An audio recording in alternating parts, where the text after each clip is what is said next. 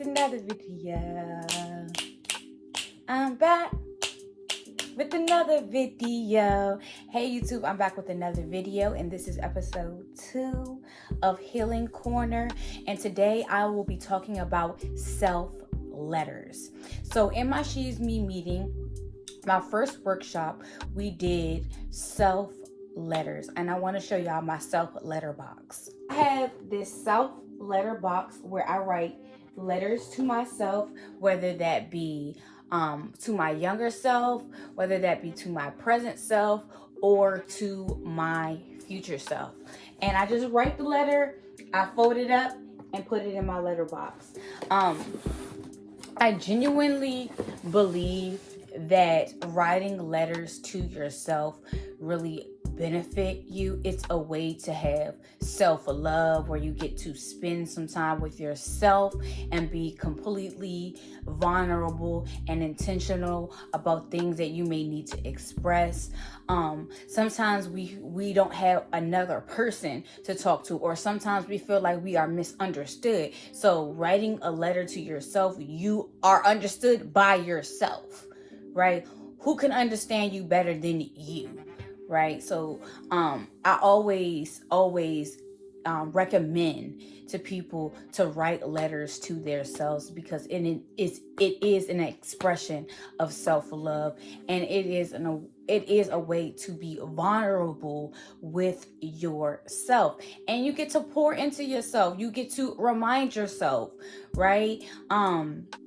I tend to write to my younger self a lot. I also write to my future self, but I write to my younger self a lot because I went through a lot of things when I was a child.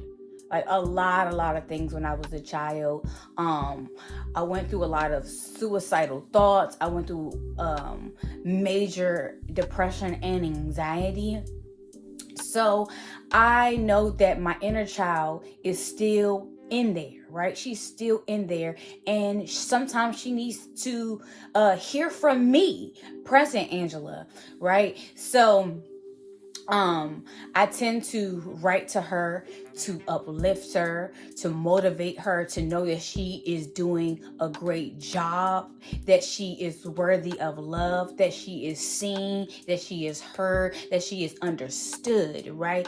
I speak life into my inner child because, like I said, she is with me all the time. She needs love, she needs time, she needs attention, she needs affection, right? And giving it to her, I write, right? I give her that love, that attention, and everything else in writing to her, right? So when I write like I'm writing to another person. Like literally, if I could talk to little Angela and see her, that's how I write to her, right? Of course, I try to write in a manner of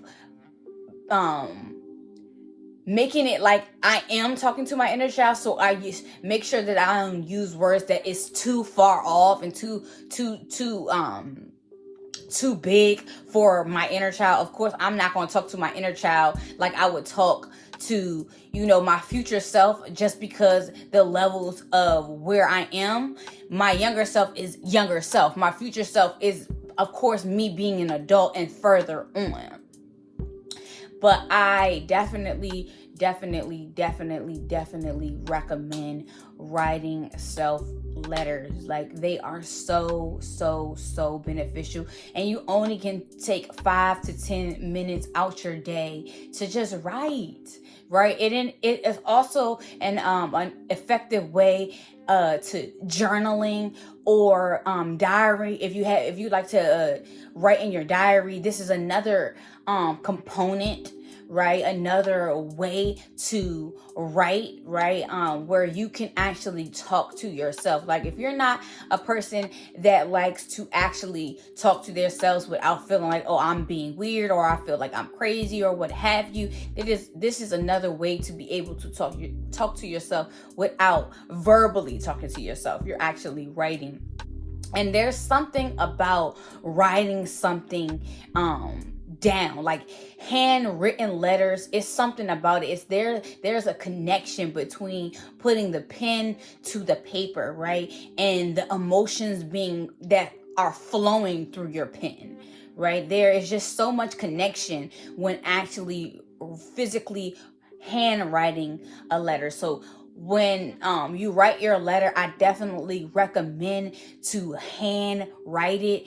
If you don't have pen and paper, or you are in a place where you don't have the time to actually physically write the letter down, you can always, of course, type it up on your computer or on your phone.